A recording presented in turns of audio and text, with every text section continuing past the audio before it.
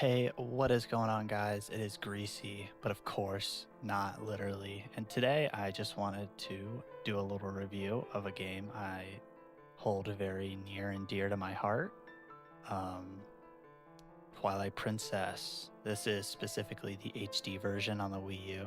Um, I have not done a playthrough in a minute, but I've replayed through this game hundreds of times, and I just wanted to give a review on it and talk about why this is like one of my favorite games ever. Like, not one of, if not one of it is my favorite game ever. But yeah, so let's get into it.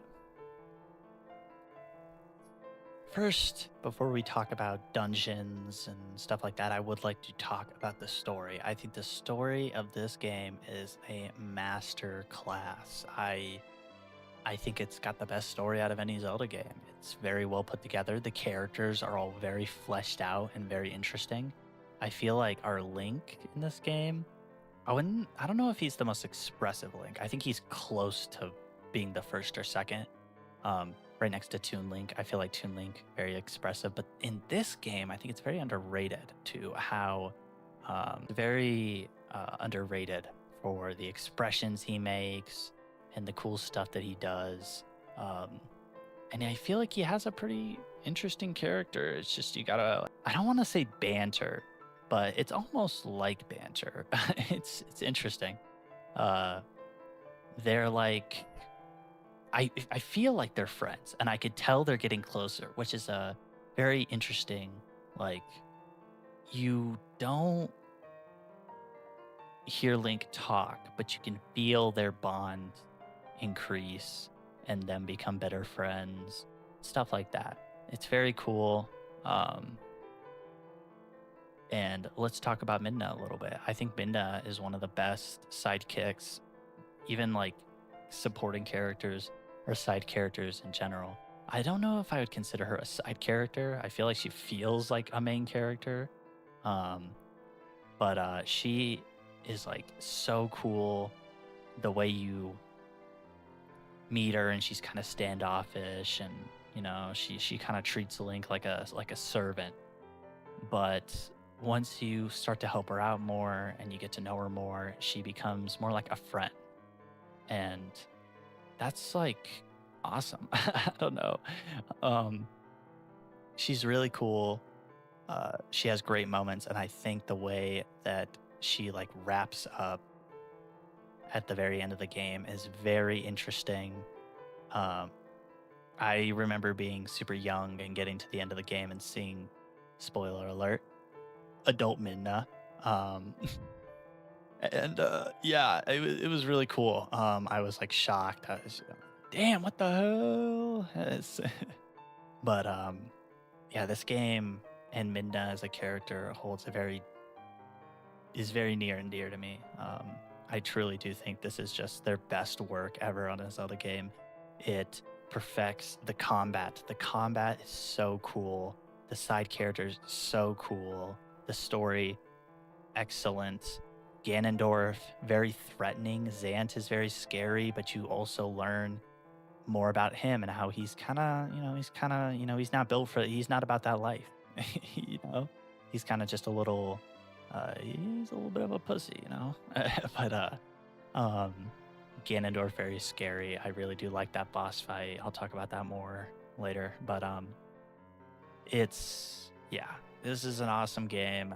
The trials with uh, the Skeleton Knight, very cool. The hero's spirit. Um, he's awesome, and I love that it's Link from Ocarina of That's so cool. Like, you don't see anything like that in other Zelda games. Like, that is literally him, and it expands upon the lore a whole lot, and it's just so cool. It's just so cool. And all the finishing moves you can learn and all the cool combat. I feel like it's very, very fun to do your little finishers and your techniques when fighting enemies. But yeah, I really like this game. I do hope it gets a Switch 2 or Switch port eventually. Um, I don't know if it ever will. We'll see. I think it should. I don't know. Um, but yeah, it's a really good game. I recommend it. If you can play it, play it. It's hard to kind of play considering it doesn't really have like a modern release on one of their modern consoles. I'm playing it on my Wii U that I've had since I was a kid. So, um, yeah. But if you have a Wii or a GameCube, if you can find a copy that isn't too expensive, I'd recommend uh, giving that a try and just enjoy this game. It's so good. I've seen a lot of people really change their mind about how they feel about it, and then, it's really grown on them. But yeah, it's awesome, and I really think more people should appreciate this game for what it is. I see a lot of people say it's just Breath of the, or it's not Breath of the Wild. It's just Ocarina of Time 2. And I'm like, dude, why is that even a bad thing? And yes, I've heard people say that. Um, it's pretty crazy, but this game is awesome. And I feel like I can't describe it correctly, but it's truly an experience that you have to have. Especially if you're a big Zelda fan, you're gonna love this game. Even if you're like kind of like a newer fan and all you played is Breath of the Wild and Tears of the Kingdom or any Switch Zelda game, give this a try. It's a great introduction to a classic Zelda like formula, a more classic Zelda unlike Breath of the Wild and Tears of the Kingdom. I would say that probably Ocarina of Time is just as good. Honestly, they're all good entry points, but I feel like this one's just the best. um, it's super fun, very enjoyable. But yeah, I really like it, and I do believe it is one of my favorite games ever. It's number one or number two. If you guys have watched any of my other videos, you know it's in a pretty steep competition with Xenoblade Chronicles 1. But yeah, this game is awesome, you guys, and I can't stress to you enough. You gotta play this game. It's so good. But yeah, let's talk a little bit about the dungeons. Let's start off with some dungeon reviews. First off, we got the Farron Woods dungeon. This dungeon is pretty fire. I love it. I think it's a good starter dungeon. You know, it's the classic big tree, wooded area dungeon, kind of like Great Deku Tree or, something like that. But yeah, it's pretty good. You get the boomerang in this dungeon. It's the first item you get. And I think this is like a really fun version of the boomerang. Of course, it's all almost the same in every game, but I really like this one. Yeah, chest I never grabbed here. That's pretty cool. But yeah, this is like one of, if I had to rank it, probably somewhere in the middle. Or I don't know. As you'll see me talk about, all the dungeons in this game are very solid. I like them all a whole lot, but this one's kind of like in the middle-ish, I feel like. Nothing like too amazing happens. I do like the mini boss and the boss fight pretty good. Puzzles are pretty fun. Finding the monkeys is pretty fun. But yeah, this is a good dungeon. Next we got Death Mountain in the Elden Province. This one's also pretty good. I really like the sumo wrestler like gimmick. I think it's very fun. You don't use it that much, but when you do use it, it's a fun little mini game slash mix up for the gameplay. It's not really used anywhere else in the game later on, which is, that's cool. It's kind of disappointing, but it's not that bad. I love the design for the Gorons in this game. These guys are pretty cool. I will not want to go up. But yeah, pretty solid. Um, you get the bow in this dungeon. Pretty cool. Classic bow, you know. Nothing much to it. But yeah, pretty good one. I'd recommend uh, anybody who's playing it that it'll probably be up there. It's got a great boss fight. Um, great dungeon design. Is it the best death mountain in the game or in the series? Probably. Trying to think of like one I enjoyed more. I don't know. You know, you might think, oh, Twilight Princess Glazer. Like, hey, you know what? This isn't even my first Zelda game. It's just in my opinion the best. It is my second though. So, I played it. I got it when it came out. When I got my Wii U, or after I got my Wii U, because it didn't come out for a little bit after. But yeah, on to the next one. Next, you got the third dungeon in the game, the one at Zora's Domain. I do kind of forget where it is. Keep in mind, it's been a minute since I played it. I mean, obviously, I don't know. I'm not gonna say, you know, I know my stuff, but I do believe it's somewhere at the bottom of. It might be down there actually. But yeah, the Zora dungeon, very fun. I remember when I was like 11 or 12, I struggled with that eel boss fight. I did not know the gimmick. I've seen a lot of people like, that's like one of the easiest boss fights in the series. And I'm like, back when I was playing it, I could not wrap my head around it, and I struggled a whole lot. But overall, it's a good dungeon.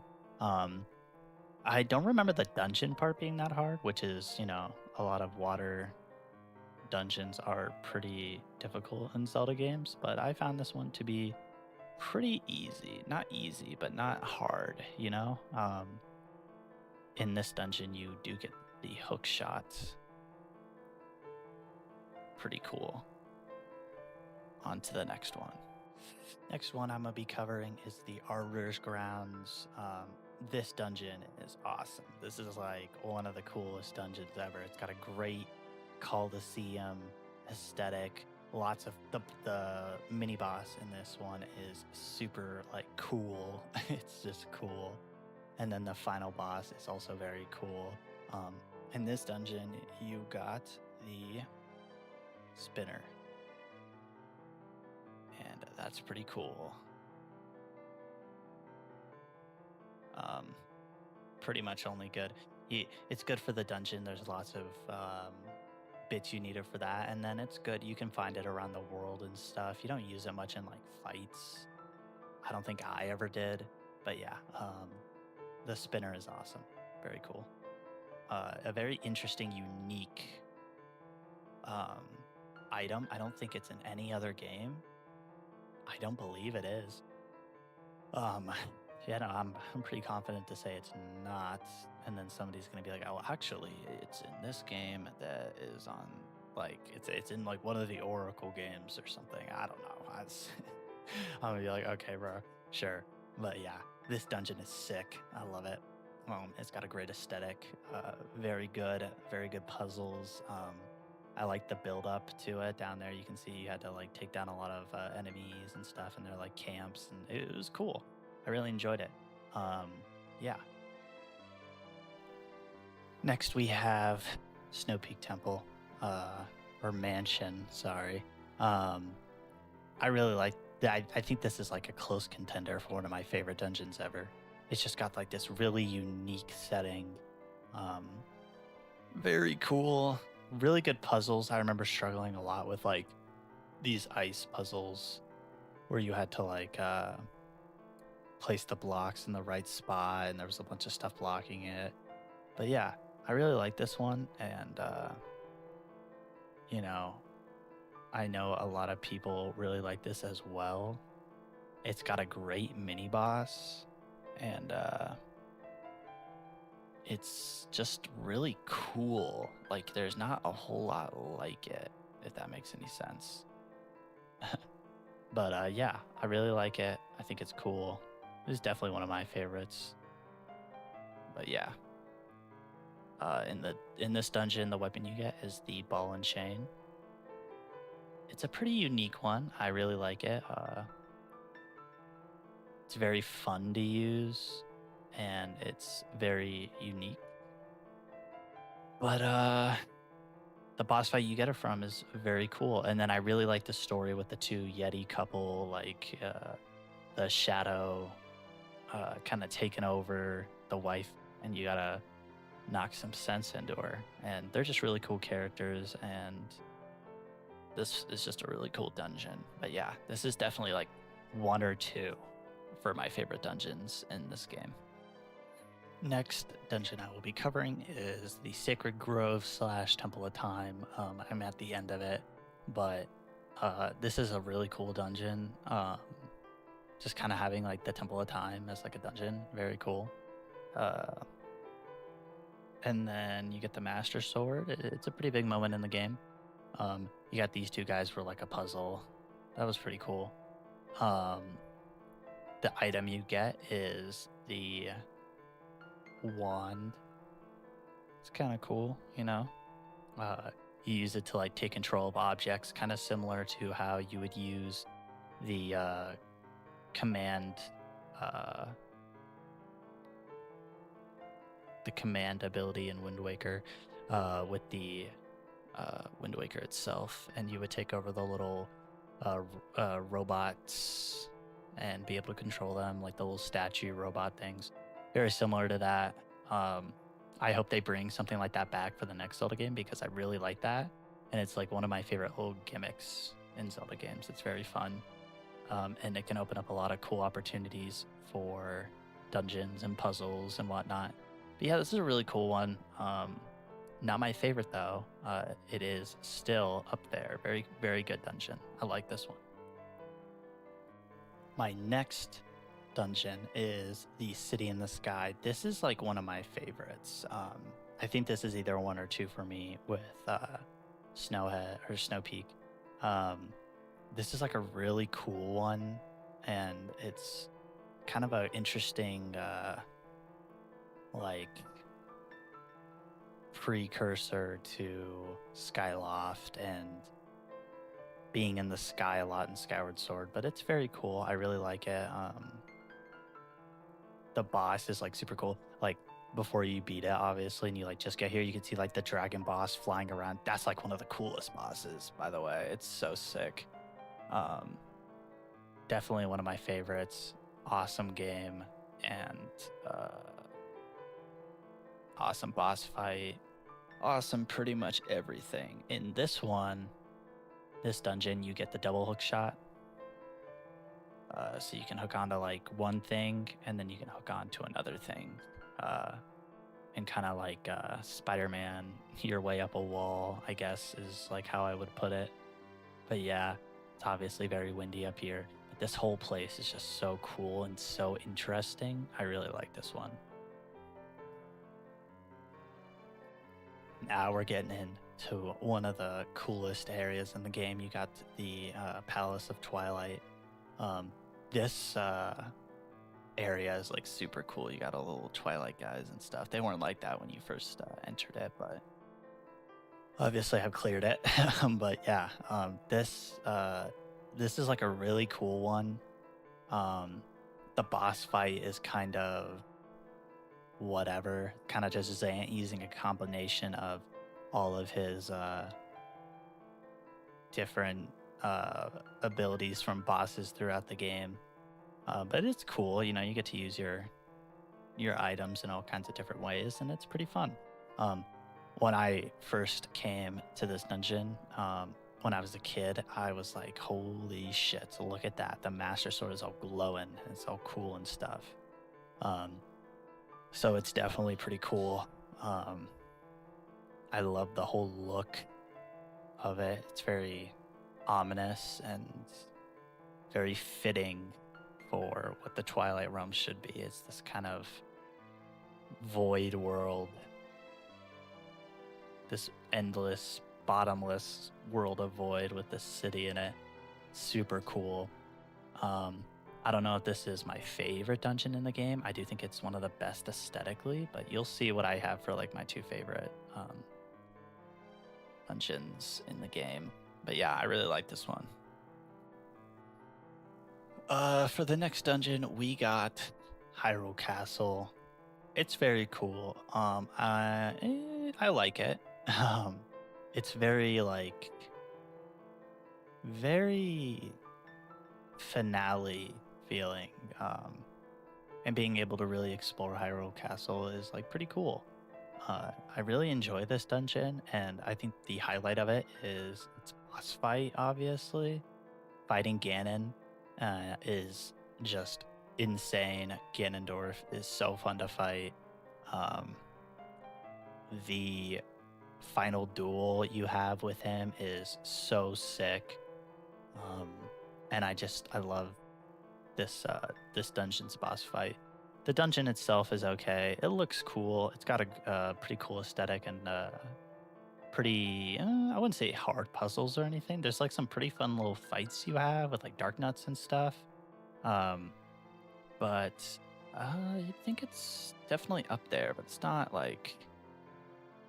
my favorite, that's for sure. But very cool. As a final dungeon, I think it works well enough. Your final fight with the big Bokoblin general is pretty fun. And I think it really wraps up his character well, which is one of the great reasons I love this game so much, is that like even like him being like kind of like a reoccurring boss side character, he's like really cool, and I really like his character, and it's I don't hear a whole lot of people talk about um, how you like end off his like little story arc. It's cool. I really like it. But yeah, this is the final dungeon, but I really enjoy this one, and I think it's a great conclusion to the game. All right, now that I've talked about the dungeons, I do want to wrap this video up with giving it a review on a score of 1 to 10. And I just got to give this game a 10. And maybe it's bias. I see a lot of people like, well, a lot of people like Ocarina of Time only because it's their first Zelda game. Ocarina of Time was my first Zelda game, and I still think this is a lot better. It's not like I'm not dissing, of course, on Ocarina of Time, but it's just really good. The side characters, the bug lady, Agatha, uh, the Zelda in this game isn't that much of like an interesting. She's kind of there a little bit here and there, and then she's there at the end. And the Zelda Link shippers, you're not gonna like this game, because if you're not shipping Link with Midna, you're tripping. And it's tragic because she leaves at the end, and it's like, dude, no, dude. If you want more of that, though, read the manga. The manga expands upon the story even more, and it's pretty cool. I definitely do recommend playing the game first and then the manga. You'll appreciate the manga a lot more and how it expands upon the story in certain elements.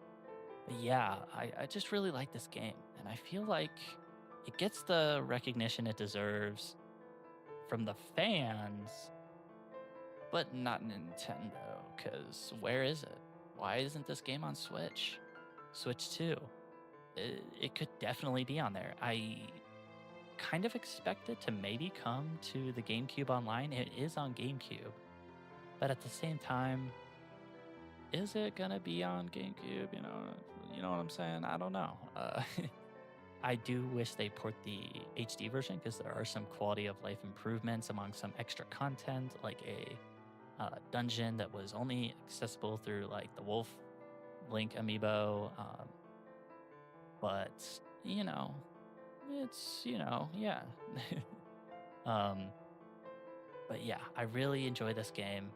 It is truly what I think the peak of classic Zelda formula is, with an excellent story, excellent characters. I'm gonna give this game a 10 out of 10. And you might be saying, "Wow, all this glazing, it's what are the complaints about the game?" Um, that's why I gave it a 10 out of 10. I don't really have any. The biggest complaint I see online for this game is the long opening. It has a bit of a drawn out um opening to the game where you're living as Link with the Ordanians or yeah, I think Ordanians is the correct way to say it. But you're kind of living your life with them and working on a farm, herding sheep. I love herding the sheep. But yeah, it's an awesome game. Uh, the opening I feel like expands more upon like the story and especially Link's character as he's literally a farm boy. You really get to feel like you're just kind of like this average Joe, and then you're going on this crazy, like mythical adventure. It really feels like an epic story, an epic. You're truly like a hero by the end of the game, um, a legendary hero, I guess you could say. But yeah, this game is awesome. Please, if you guys have not played this, try and play it. I don't like emulating games. Um, but that's how you gotta play it. And you don't want to wait for the Switch 2 version. you know, uh, I don't condone it, but why haven't they dropped it yet? That's the big question. But yeah, that's all I got for you guys today. Um, we have recently hit 11 subscribers. We have passed 10. 10 was kind of like one of my big milestones, and that's pretty cool. I'm very, I'm very happy that you guys support me and that I've, you know, gained the respect of enough people to even subscribe to my channel. Uh, I try and put as much effort in as I can with editing and, like trying to do everything in my spare time off of work and stuff. But I really do hope you guys enjoyed this video and enjoyed me kind of just talking and ranting about it. But yeah, I'm giving this game a 10 out of 10. I think it's my favorite Zelda game. I know it is. um, and I think more people should play it if they have the chance and the opportunity. And if not, the moment it's on Switch, you gotta play it. It'll be there eventually one day. We got Wind Waker recently, not the HD version, but hey, the GameCube version is just as good, in my opinion. You don't got some quality of life improvements, but it's still pretty good, and I like it. But yeah, that's all I got for you guys today. If you enjoyed the video, please consider liking and subscribing. It would mean the world to me. And I hope y'all have a great day. And yeah, I'm greasy, but obviously not literally. And keep on keeping on.